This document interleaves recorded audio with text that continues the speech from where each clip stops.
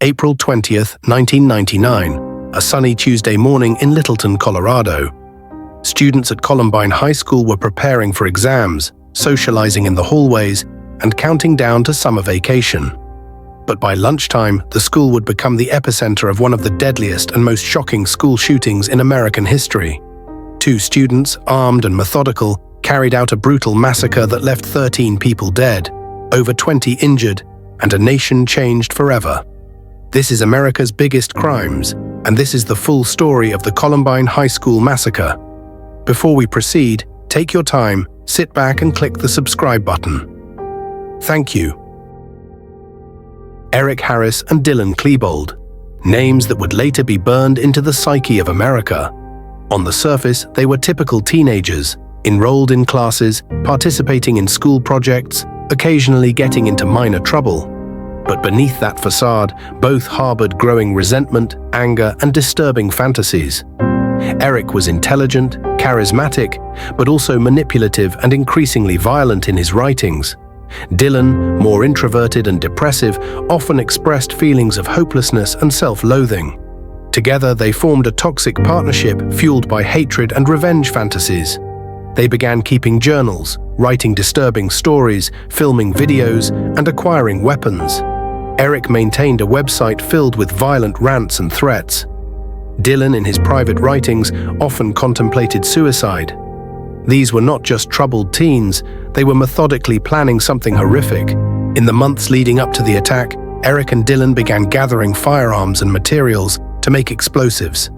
They purchased guns illegally through a friend, 3 semi-automatic weapons, and a shotgun. They also built over 90 homemade bombs, including pipe bombs and propane tank explosives. Their goal wasn't just to shoot students, it was to blow up the school. They wanted Columbine to rival the Oklahoma City bombing. The plan was detailed and chilling.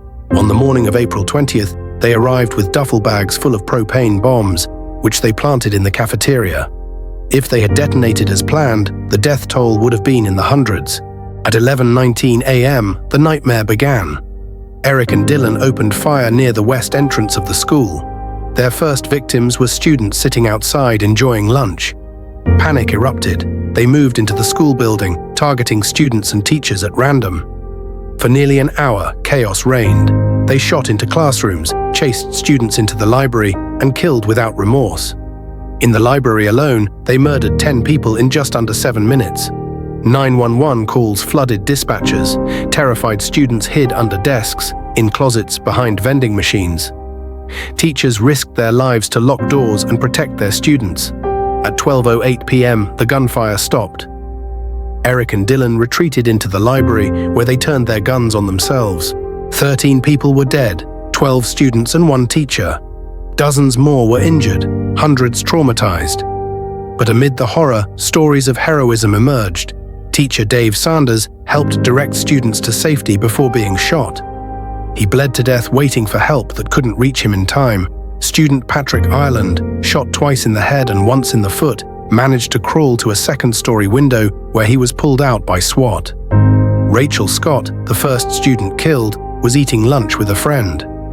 Cassie Bernal was allegedly asked if she believed in God before being shot. Though this account has since been debated, these stories became symbolic of courage, sacrifice, and the human cost of senseless violence. Columbine wasn't just another tragedy, it was a turning point. The nation grieved, questions erupted. Why did this happen? Who was to blame? Could it have been prevented? Debates about bullying, video game violence, media responsibility, gun laws, and mental health flooded the national discourse. Columbine changed how schools operate. Lockdown drills became routine, security measures increased.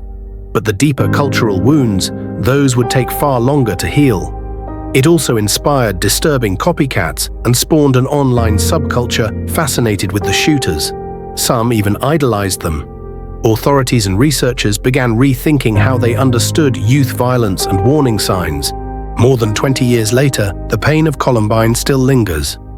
The survivors are adults now, many working as activists, therapists, and teachers. The Columbine Memorial, built near the school, honors the victims and reminds us of the cost of unchecked violence.